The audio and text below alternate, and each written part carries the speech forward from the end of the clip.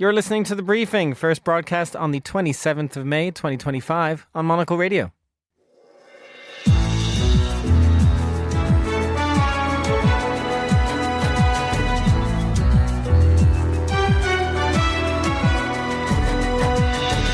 Hello and welcome to The Briefing, broadcasting live from Studio One here at Midori House in London. I'm Chris Chermak.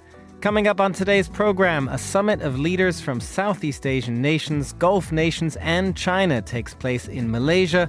Monocle's James Chambers will join us. James, what's the significance?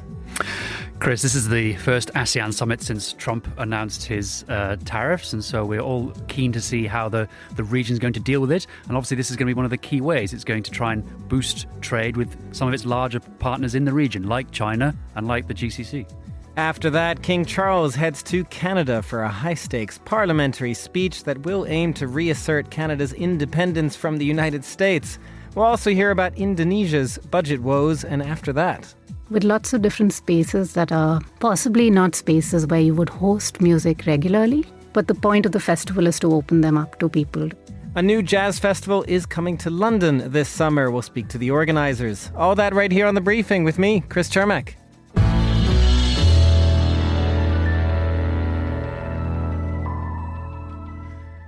In Malaysia, what started as an ASEAN Leaders Summit yesterday culminated in a special meeting today that brought together Southeast Asian leaders, Gulf nations and China, in large part to craft a response to Donald Trump's threat of tariffs that have roiled markets in Asia and pretty much everywhere else for the last few months.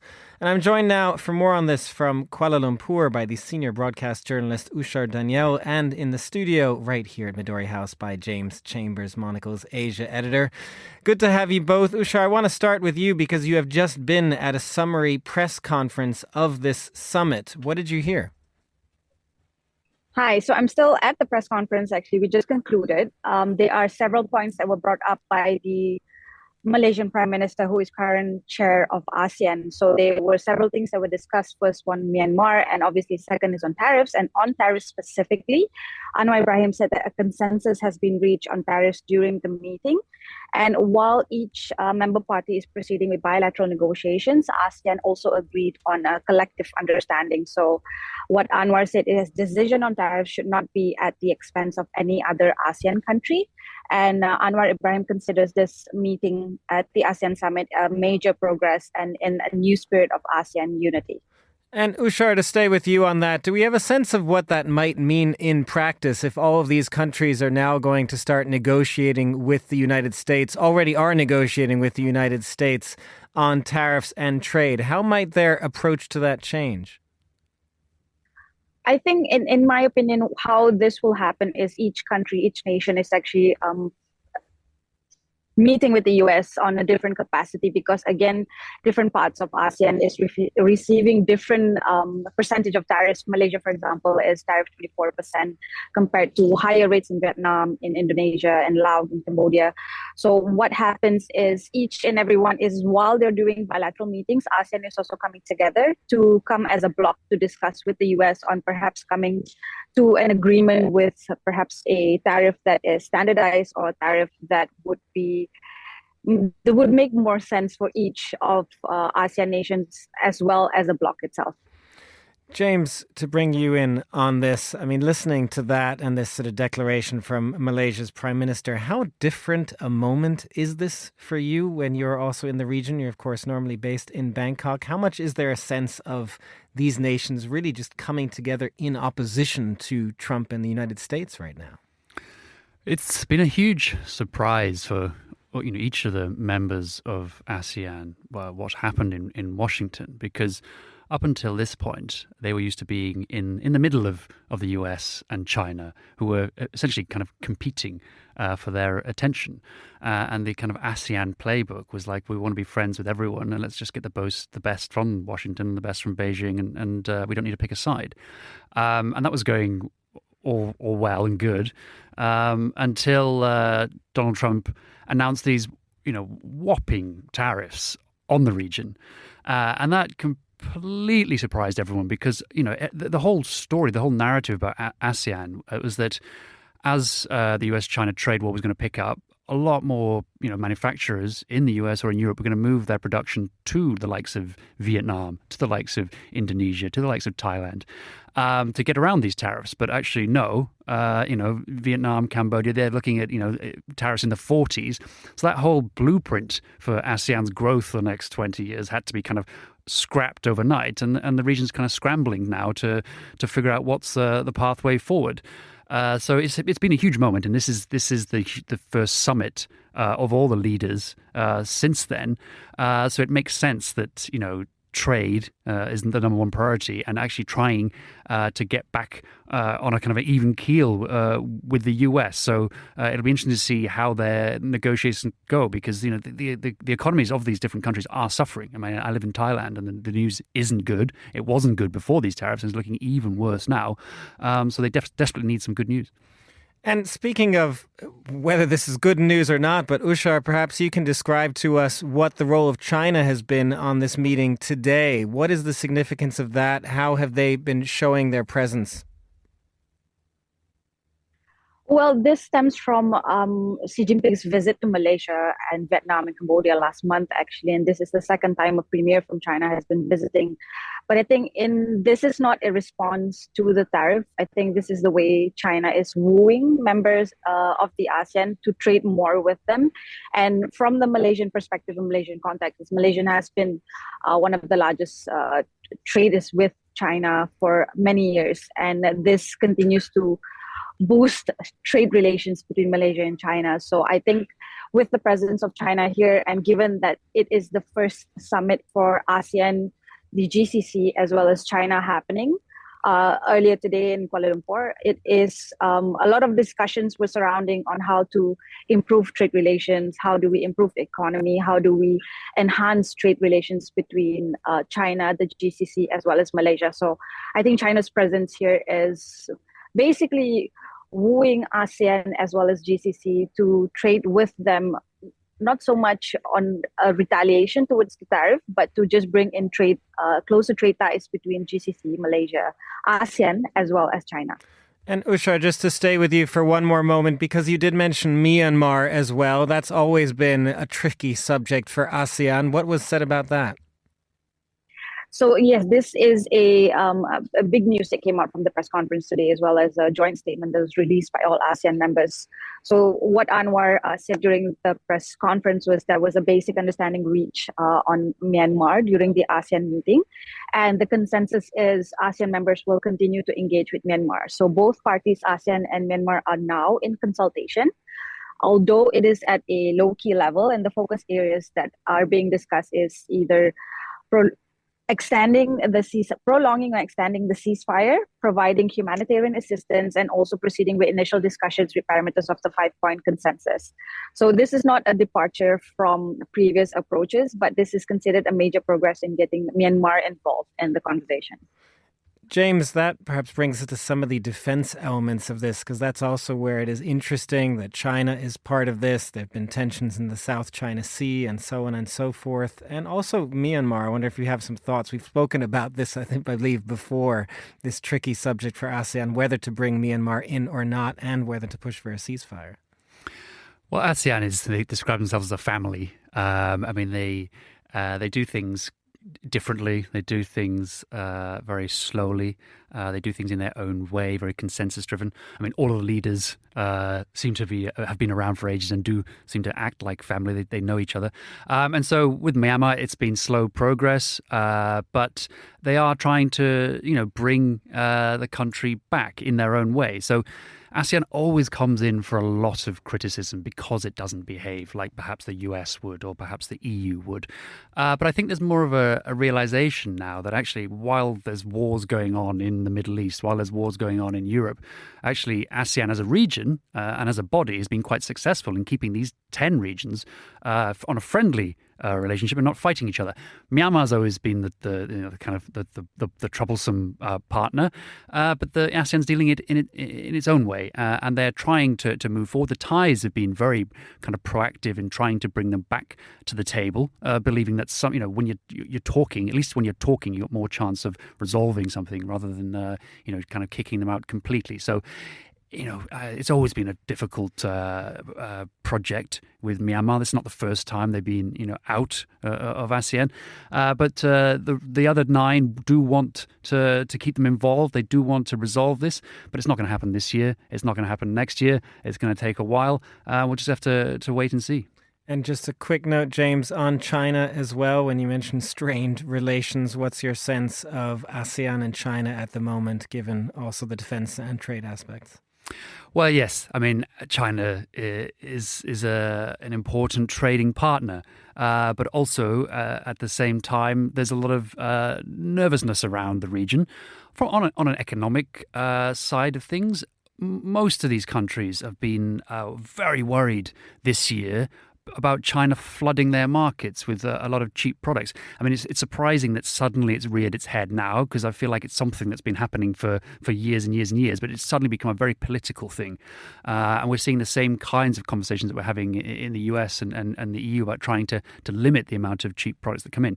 And on the defense side, I mean, ASEAN's 10 nations, and those nations have different relationships. So you have obviously the Philippines that are right at the coalface when it comes to confrontation with China, but you have other countries like Laos who are, sometimes seen as being in China's pocket.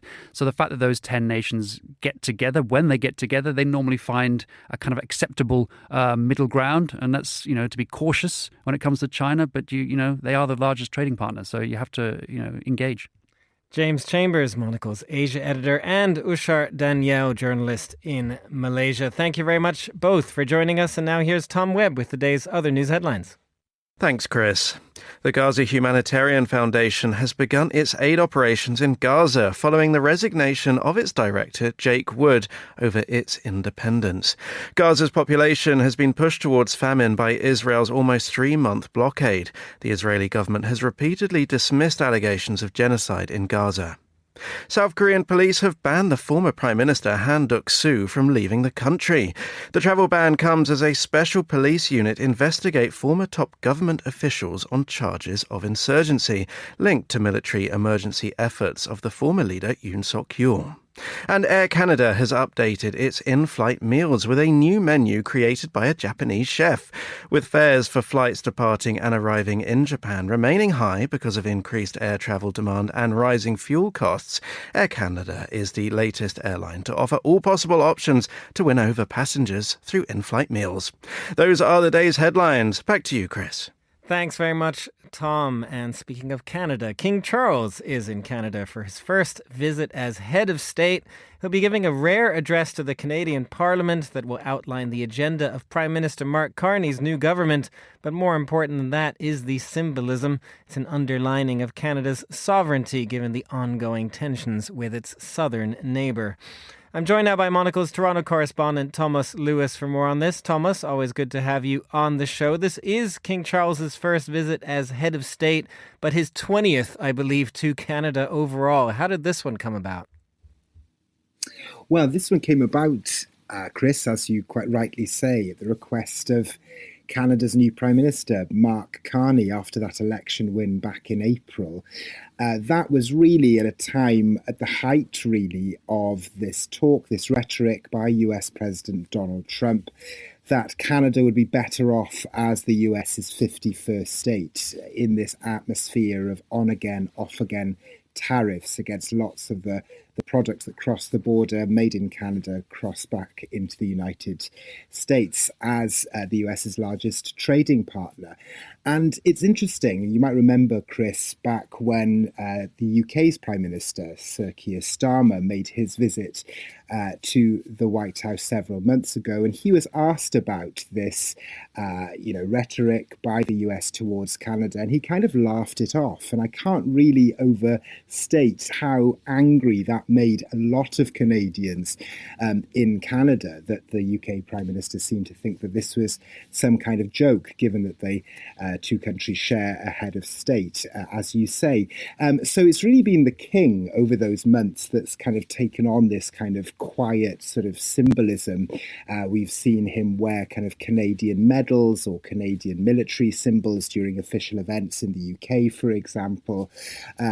He also planted a maple tree in the grounds of Buckingham Palace, I believe, a couple of months ago as well. So it's been these the king that's really taken on this kind of show of support, even if it's quite quiet, symbolic support over the months, and that hasn't gone unnoticed by many here in Canada. So I think it's in that spirit that the Prime Minister, Mark Carney, the new Canadian government felt that, if Canada wanted to show kind of its, in its clearest way, kind of its state as a sovereign nation, what better way to have the head of state himself come and deliver the speech from the throne from Canada Senate building a little later today.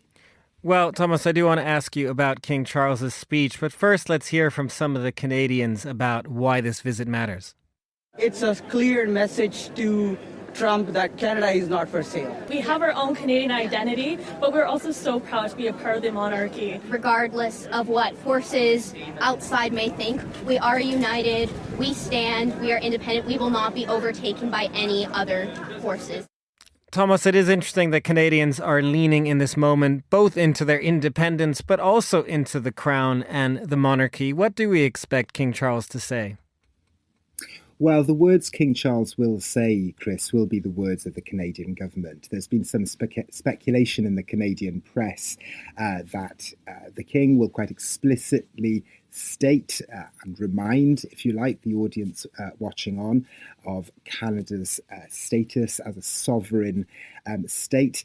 I think given that the King is speaking as the King of Canada rather than as a guest to a country, if you like, I think some felt that would maybe give more leeway for the King to be more explicit about Canada's status as a sovereign nation.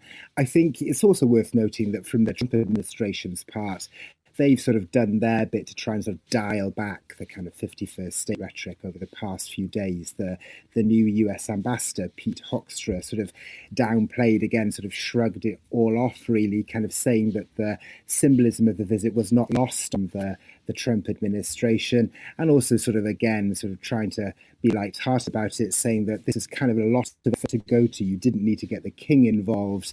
You could have just picked up the phone and called me or the President any time you liked. He also noted in this interview with CBC Radio over the weekend that this talk of the 51st state from the US was now officially over. We'll have to see if that turns out to be true, but whether that is an effect that this impending visit by the King to Canada's had on the way President Trump has opted to talk about Canada, well, we'll have to deduce that for ourselves, I guess. But it is quite a notable thing that with the grandeur of this visit now well underway here in Canada by King Charles and Queen Camilla, that we've had confirmation for the time being, at least, that the US seems to be respecting the sovereignty that is being on full display in Ottawa yesterday and, of course, later today when King Charles delivers the speech from the throne.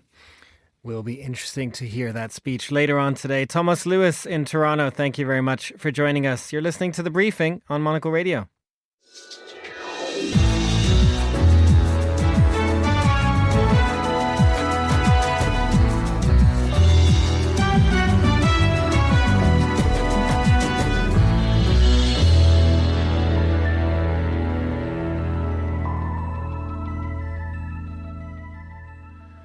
Wes Anderson's latest film, The Phoenician Scheme, is a comedy of dodgy deals, swerving death, and ludicrously extended families. Monocle's Robert Bound was joined earlier in the studio by film critics Simran Hans and Layla Latif to find out more on their view of the release. But before that, a clip of the film. In this scene, Jaja, played by Benicio del Toro, reveals to his daughter Liesl that she is the sole heir of his estate. I've appointed you sole heir to my estate, which you may come into sooner rather than later, and provisionally manager of my affairs after the event of my actual demise on a trial basis. Why? Why what? Why sooner rather than later, since you survived again? And why am I sole heir to your estate? You have 8 sons at last count. 9 sons. 9 sons, what about them? They're not my heirs. Why not? I have my reasons. Which are what? My reasons? I'm not saying. I'm saying I'm not saying. Layla, I'm going to start with you. physically and geographically, roughly, where do we appear to be in the Phoenician scheme? It begins above the high Balkans, I believe, is what it specifies. Beyond that, we're largely given latitudes and longitudes as to where we are specifically, but we understand ourselves to be in the Middle East for the most part. In a sort of Edwardian era Middle East, perhaps. Yeah, in the 1950s. Yeah. And it's quite an interesting depiction of the Middle East because it sort of does not buy into a lot of like Orientalist depictions of it, but then it's also having fun with the cliches. There is one setting which is sort of a really like gaudy hotel, which is sort of named as being like a really like tasteless interpretation of like Middle Eastern culture and hieroglyphics everywhere and things like that. So I think he's playing with it in quite a fun way. I feel this is classic Wes Anderson, right? He is a citizen of nowhere. His films are very American, but he's lived in Paris for quite a while and he loves to kind of set his films in these exotic locales, but also in sort of placeless areas as well, or made-up locations. And the Phoenician region, is that what it's called? Phoenicia? The Phoenicians were a bigger deal than Phoenicia as a geographical entity, I think. Basically, it's ancient Syria and parts of Lebanon. Which feels like some tectonic plates have possibly shifted as well. But this sort of broadly designated stand-in for the Middle East, I think it's kind of interesting that he is sort of hinting at political allegory, but he doesn't need to be historically accurate and he doesn't need to be specific and he doesn't really need to go into any kind of geopolitics because it's all made up. But the world is it? But the world is very beautiful and like Layla said, it's got some amazing kind of design flourishes. It's all set in the 1950s. You have this crazy Egyptian revival hotel that's like very run down and tacky. Benicio del Toro's house is like a giant Italian palazzo with these crazy geometric floors. I'm trying to think of the other kind of period-specific locales that we spend a lot of time on a plane that's like a kind of 50s Concorde-style plane. Yeah, there's Marseille Bob, but I was never sure whether he was from Marseille or is in Marseille. Like it wasn't. Yeah, Marseille Bob's is like a nightclub. He's sort of so there's a lot of fezzes, which is I don't know we should bring back. Technically Phoenician, or exactly. I completely agree. They all wear these all the waiters wear these red fez caps, and they're cigarette girls, and it's very kind of Art Deco. So he's kind of mixing and matching with the aesthetics, but it's sort of broadly mid-century, 1950s, all these kind of greys and greens. So this is the mother and daughter. This is Benicio del Toro's Zsa Zsa Corda, his daughter Liesl, who he'd like to be his sole heir. Apparently, there was a good interview with Wes Anderson a couple of days ago in New York Magazine, and he said that Zsa Zsa Corda, despite us calling him a bad dad, etc., is based on his actual father-in-law, his late father-in-law, who's called Fouad Malouf, who's a Lebanese engineer and a big deal kind of contractor, and was fairly similar. In some respects. Way to throw your father-in-law under the bus. Well, I think he sort of thought it was a sort of loving homage and maybe taking the dog for a walk a little bit further than... To a degree, but the man is backing slavery and famine. This is almost going beyond like complex man or anti-hero. He's dastardly. He is dastardly, isn't he? We're constantly reminded that he's had many attempts made on his life, and there are many attempts made on his life during the course of this film. But what does he say? Personally, I'm fine with it. Well, personally, I feel safe. Myself, I feel safe. Myself, I feel safe. That's what it said on our shoeboxes at the screening. I was trying to remember that. What about the rest of the cast? Obviously, there is a litany of brilliant cameos and cast members and all the rest of it. Who are returning heroes and who is young blood later in this film? Well, the two returning heroes that I most enjoyed were Bryan Cranston and Tom Hanks, because their entrance, I think, is just one of the funniest. You love a Stanford sweatshirt. Well, no, it's the visual gag of when they enter on a train, and to kind of indicate their Americanness, one is holding a Coca-Cola and the other one is holding a Hershey bar. And I think that is one of the funniest visual gags I've seen in a really long time. And as we said, Michael Cera is kind of a new recruit. Riz Ahmed is in it. It's a little bit of a blink and you'll miss it kind of cameo fest, as usual. And maybe this is a good time to come to these kind of dream sequences, moments that sort of lean into Luis Buñuel and biblical stories and all the rest of it. Whenever there is an attempt made on Zsa Zsa Corda's life, he sort of goes into this fugue, which takes us to black and white and takes us to a castle in the sky or a cloud or whatever. What do we make of these, Simon? What did these put you in mind of? Because this is also where there's a wonderfully badly bearded Bill Murray as God in the end, isn't there? Well, something that I liked about these scenes is that they're clearly filmed on sets that have been made. And I really like when Wes Anderson leans into that kind of very deliberate, very designed kind of set design. And so I thought these kind of, I don't know, what would you call it? Purgatory, heaven? I literally don't know. Some of them look like Dutch paintings, some of them look like bits of the Bible, some of them look like the seventh seal or something, don't they? Yeah, I guess they're all of these things, Yeah, they're very beautiful. So and they look very fake, but in a kind of deliberate way, which I think is really nice. Mm-hmm. Yeah, there is a sacred deer that's been dragged along, and then that animal is cut into, and coins come out, and there are 3 women judging him. There's things that I was kind of like, I mean, I won't say I went home and flipped through my Bible, but there are bits that you're wondering how far this is the life of his father-in-law, and how much of it is just general nonsense. Monocle's Robert Bound there speaking with film critics Simran Hans and Layla Latif. The Phoenician Scheme, directed by Wes Anderson, is out now. This is The Briefing.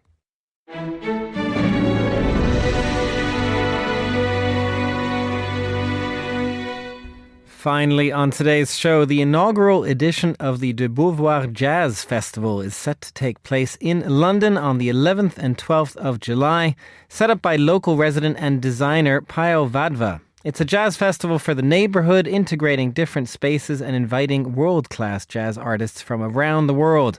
Monocle Radio's senior correspondent Fernando Augusto Pacheco caught up with both Payo and Peter Horsfall, the festival's artistic director.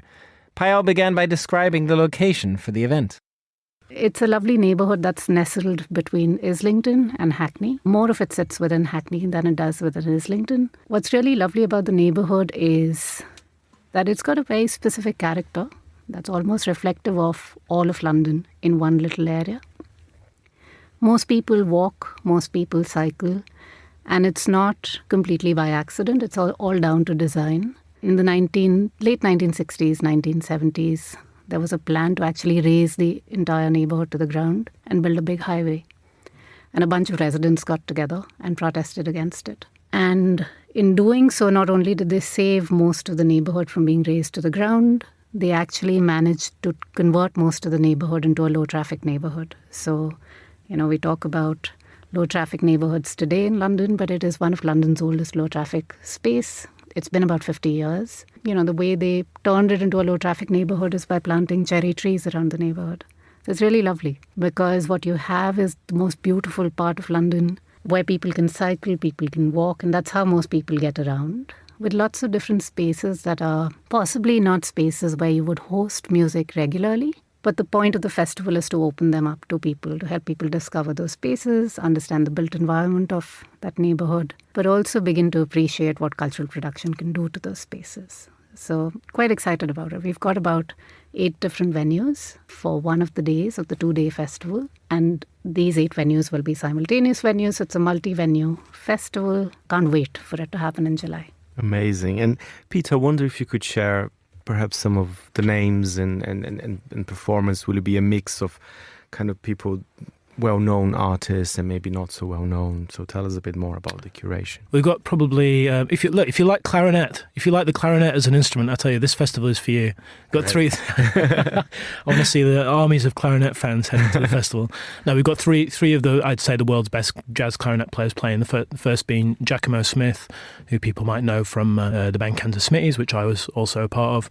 Also performing worldwide, performing concertos in concert halls, as well as every major jazz club that you can think of. In addition to him, we've got Adrian Cox, who's like a specialist in the history of the clarinet. Really, he's kind of a walking encyclopedia of the history of New Orleans clarinet playing. So we've got him playing in the church, delivering like a set of spirituals and in the New Orleans style.